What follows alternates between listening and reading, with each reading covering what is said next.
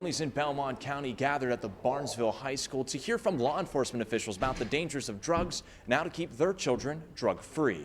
For deaths per population, Ohio is number 2 behind West Virginia. A shocking statistic to many, but what is even more shocking is how many people die every day due to drug overdoses. So it's almost 14 people a day we're losing. Sergeant Michael Powell has decades of experience when it comes to counter-drug task forces, and he brought that expertise that he shares with audiences around the nation to Belmont County. Thursday evening's event was catered to help target those in their youth to keep them off substances that they could become addicted to. Bring awareness and education to the community, looking mainly at parents, teachers, community members, and even faith leaders, just to further educate our community on the epidemic. Drugs such as opiates were not the only focus of the presentation. Right now we're kind of seeing a multifaceted epidemic. There are many different substances that were discussed, including some that the children's parents may do. We discuss opioids as much as we discuss marijuana and meth and alcohol, with alcohol being the #1 drug and a huge concern within our community still. And while state and federal health officials continue to push that the opiate epidemic is the main focus,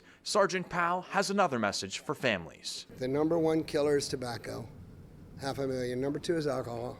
And then we talk about the heroin and the opioids. Regardless of the substance, it is important to prevent usage because it might be too late. Because usually by the time you find the drug in this person's world, it's pretty late down that path. Reporting for News 9 in Belmont County, I'm Gage Goulding.